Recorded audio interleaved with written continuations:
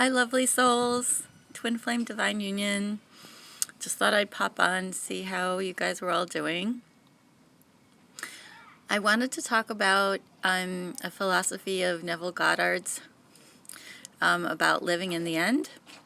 A couple of years ago, there was a flight that I was on. I think I was interviewing or something, coming back from California.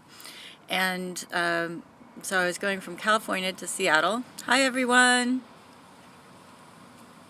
I'm talking about Neville Goddard's Living in the End and how we're actually using it all the time. I'm on this flight, and it's really late at night. It's like 10:30 or 11, and we're kind of over Oregon somewhere. And the captain comes on in this voice and says, all the radar is down, and we might have to divert to land in Portland, but there's no radar there either. And as he's saying this, I can feel the energy of everybody on the plane just sort of starting to panic. And I was sort of in a meditative state, so I connected with Source, or the God within, and I could see the plane landing in Seattle. And as I was feeling this, I experienced everyone's emotions on the plane about how, like, I could feel the rise of the fear and the panic, and I just somehow my vibration, I just concentrated on my vibration, and this lasted about 20 minutes. And so eventually the captain didn't really get on, but the next thing that happened is that, they said that we were landing in Seattle. So how does that have anything to do with your twin flame journey or your life in general? Here's the thing. You're kind of doing it all the time, except you're allowing everybody else's fears and the programs of fear that you've taken on to control your life. So you're living the version of everybody, creating a situation where the plan either lands in Portland under these terrible circumstances with no radar, or God forbid, crashes and everyone dies, right? Because that was definitely the thought forms that were coming through during this experience. And we do this in our lives, and we don't realize it. So anyway, wanted to talk a little bit about Mercury retrograde, because it's not that different. So it's kind of like watching the news. Everybody starts to believe in what they're hearing and seeing, in that energy, instead of realizing that they're really creating their life and their reality. And so with Mercury retrograde, you always have a choice, like even with all these planets. You can plug into that collective, or you can plug into yourself and go higher, Anyway, anybody have any questions I can ask? I can answer questions real quick while you're doing that. I'm actually having a pretty darn good time. The thing about your astrological sign or Mercury retrograde or any of these things is it's your belief system, right? And it's not that easy to overcome our belief system, because we think it's who we are, and we think that what we're seeing is the only reality, and we don't understand that everything that we're seeing we created through our vibration. It's literally a projection of us, and actually other people are too, but that's a topic for another session. So anyway, if you are having kind of a hard time with this, I wanted to open up a couple spots, because I haven't really been doing a lot of work with people, to help them see their own patterns. And I take you through a meditation process, holding space for you so that you learn how to connect with this divinity within yourself, and you can actually see the origin of your own programs. And then you can release them or heal them. It's quite powerful.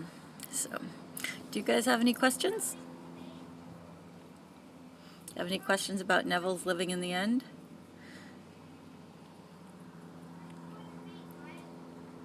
Okay, lots of people on here. Hi, Lynn.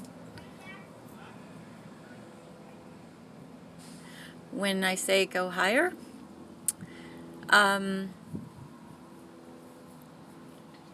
well, okay, so there's a lot of ways to go higher. One thing you can do that's very easy is to meditate. Go out in nature, which is another form of meditation.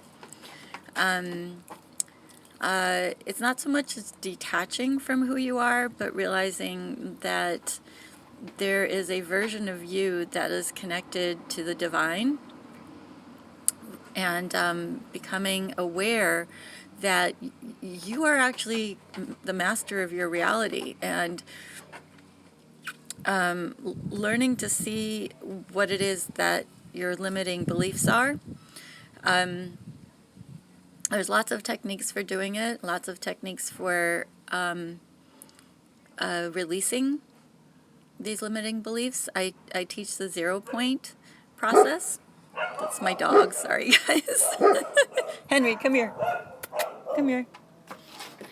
Anyway, you guys can see my dog Henry. Here, Henry, come on. Oh, puppy. Yes, okay. Right.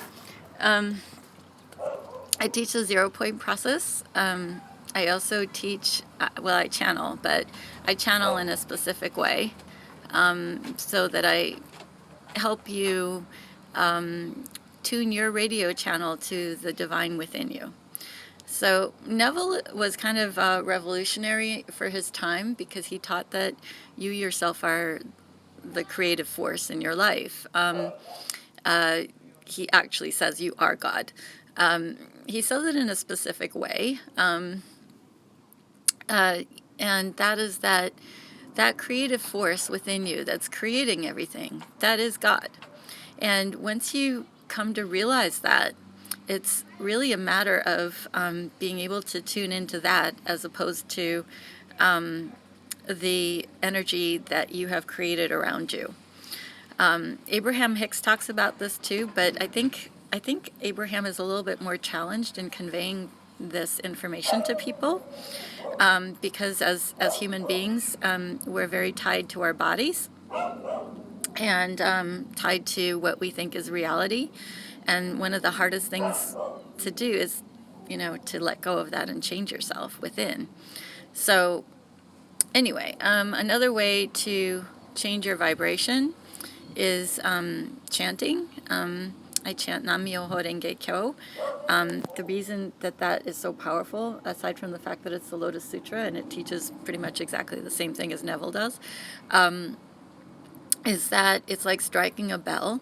So you don't have to be good at clearing your mind or your thought processes. It will literally raise your vibration, whether you're good at it or not. So it raises your vibration even if you're stuck.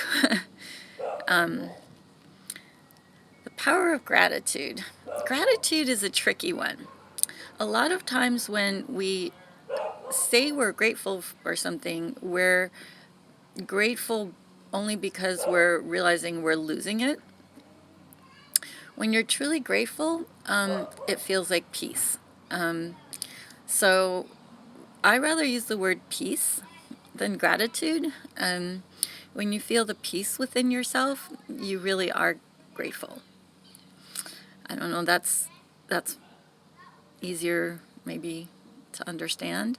Another word for it could be peace and acceptance. Like, if you're really dissatisfied with where you're at, it's harder to suspend your belief that that's where you're going to stay. So, like, every morning, our memory recreates our world based on the programs we have running. And so when you're in a state of dissatisfaction, that's what you're just recreating the same thing that you had the day before. And then that's why you feel stuck. So what gratitude really is actually unhooking from this idea that you're limited, I think, and appreciating your divinity from within. And when you feel that divinity from within, it doesn't really matter what you have on the outside or don't have on the outside.